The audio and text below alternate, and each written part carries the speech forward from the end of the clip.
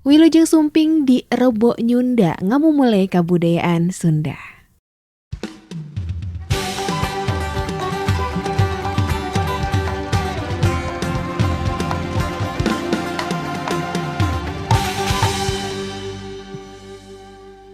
Sampurasun wargi Jawa Barat, wargi Bandung, tepang deui di Rebo Nyunda ngamumule kabudayaan Sunda. Kumaha daramang sadayana, alhamdulillah upami indah mah damang, mugia sadayana ge daramang ya. Dan seperti biasa di hari Rabu ini kita akan bahas lagi tentang kebudayaan Sunda, sesuatu hal yang berkaitan dengan kesundaan untuk melestarikan kebudayaan Sunda. Karena kalau bukan orang Sunda yang melestarikan lantas mau siapa lagi ya? Salah satu bentuk bangganya menjadi orang Sunda hari ini di hari Rabu ini, Indah akan bahas tentang alat-alat dapur dalam bahasa Sunda nih. Jadi kita harus tahu alat-alat dapur yang ada di dapur kita itu secara bahasa Sunda itu namanya apa. Oke, buat kamu yang mungkin bukan orang Sunda, kamu juga sambil belajar ya, barangkali jodoh kamu orang Sunda kan? Ya harus tahu lah ya. Atau mertua kamu juga orang Sunda kan harus tahu. Disuruh ambilin cukil, cukil teh apa gitu kan. Nah, hari ini kita akan coba bahas itu. Oke guys, kita akan mulai dari jadi di Sunda itu ada yang namanya boboko. Nah, boboko ada yang tahu boboko? Boboko itu adalah tempat menyimpan nasi. Kalau misalkan kamu ke restoran Sunda, itu misalkan dihidangkan ada tempat menyimpan nasi dari anyaman kayu, itu namanya boboko. Gitu, boboko itu tempat menyimpan nasi atau juga bisa digunakan untuk tempat mencuci beras sebelum dimasak. Atau biasa disebut kalau bahasa Sunda tuh ngisikan gitu. Disuruh misalkan ngisikan heula, siap mah ngisikan tuh mencuci beras sebelum dimasak. Terbuat dari anyaman bambu, atasnya tuh bulat dan bawahnya itu berbentuk kotak yang diberi kaki dari kayu atau bambu. Gitu itu boboko.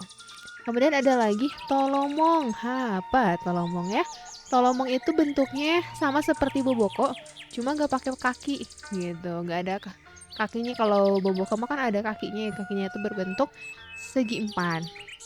Kalau tolomong mah nggak ada. Biasanya digunakan untuk menyimpan lalapan seperti cabai, terong dan lain sebagainya.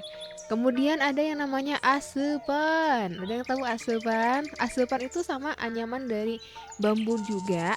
Bentuknya itu bulat tapi kerucut, kayak apa ya namanya? Oh iya, kerucut, bentuknya kerucut. Biasanya juga digunakan untuk membuat tumpeng tuh. Ya kan tumpeng kerucut ya. Cetakan tumpeng gitu kan, itu bisa juga pakai asepan. Biasanya digunakan untuk memasak nasi yang diletakkan di atas seeng.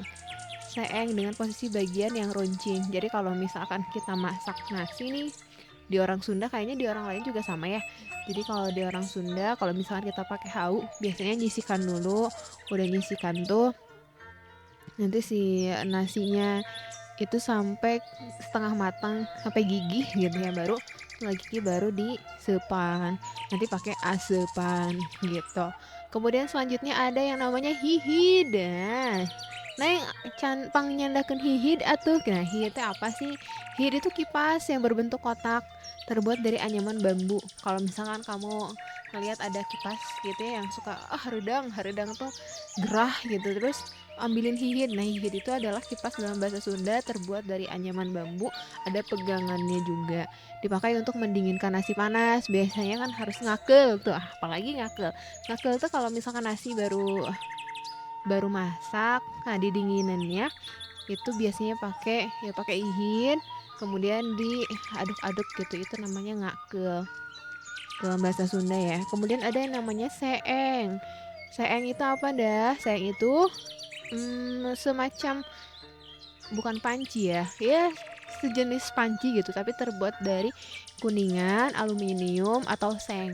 Digunakan untuk memasak nasi dengan cara dikukus di dalam asepan. Jadi asepan dan seng ini satu paket komplit gitu. Jadi kalau misalkan kita mau masak nasi harus pakai asepan dan harus juga pakai seng. Terus selanjutnya ada katel. Apa tuh katel? Katel itu terbuat dari aluminium, biasanya digunakan untuk menggoreng atau buat sayur dan memasak lainnya. Katel itu wajan. Jadi kalau jang pangnyandahkeun katel atuh gitu misalkan. Katel itu wajan, bukan apa ya, misalkan kamu teh bingung katel teh apa gitu, katel itu wajan kalau dalam bahasa Sunda kayak gitu. Kemudian ada katel, ada citel. Apa lagi bedanya? Gitu. Citel ini bentuknya seperti katel, cuma dasarnya rata, biasanya digunakan untuk merebus makanan seperti umbi-umbian. Jadi kalau katel itu citel itu sama kayak katel, tapi kalau katel kan bentuknya tuh melengkung gitu ya, wajan yang melengkung. Kalau citel mah datar, biasanya untuk merebus umbi-umbian atau merebus apapun itu. Kemudian ada kastrol. Ada yang tahu kastrol? Kastrol itu biasanya buat nasi liwet sama kayak panci ya. Tapi ini tuh digunakan untuk membuat nasi liwet. Kalau Indah pulang tuh biasanya ngeliwetnya pakai kastrol gitu. Terus ada lagi centong. Centong tuh apa? Centong tuh kayak apa namanya? Sendok yang besar tapi agak melengkung, bawahnya digunakan untuk menyiduk sayuran gitu, mengambil sayuran kan, misalkan kita makan sayur sop itu kan pakai apa namanya, pakai sendok yang agak besar. Nah itu tuh namanya centong kalau di orang Sunda. Kemudian ada lagi hau, hau. hau hau ada yang tahu? Hau itu kompor tradisional terbuat dari tanah yang dibentuk kotak, tingginya tuh sekitar 30 sampai 35 cm, yang diberikan lubang 2 dari atas untuk meletakkannya gitu. Jadi lubangnya ada yang di atasnya, ada yang di bawahnya gitu untuk memasukkan kayu bakar kayak gitu. Kalau di sekarang sih udah jarang ya yang pakai hau, tapi kalau Indah pulang ke rumah nenek itu masih menggunakan hau. Ya, kadang hau itu digunakan untuk mendinginkan badan kalau pagi-pagi gitu. Itu dingin banget kan? Dingin banget, terus kayak kita bukan mendinginkan badan sih, menghangatkan tubuh ketika pagi hari dalam cuaca yang dingin banget. Hau dan secara taste makanan, aduh taste gak sih? Cara rasa makanan biasanya ketika masakan itu dimasak dengan hau, biasanya itu lebih otentik gitu loh guys rasanya. Tapi ya ribetnya harus nyari kayu bakar dulu gitu. Gitu sih. Kemudian ada lagi namanya ayakan. Ayakan itu terbuat dari anyaman bambu juga, tapi tidak rapat. Ukurannya yang besar bervariasi, ada yang 30 cm, ada 90 cm. Yang kecil biasanya digunakan untuk menyimpan lalapan atau sayuran.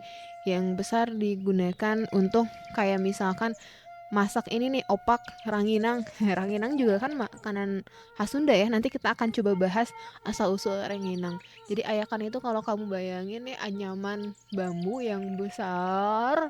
Ada yang besar banget, biasanya kalau Indah tuh biasanya digunakan untuk menapikan beras. Jadi beras tuh sebelum dicuci itu biasanya akan di tapian heula untuk membersihkan antara beras dengan misalkan apa sih kulitnya, apa ya namanya, kulitnya itu kayak gitu. Itu ayakan.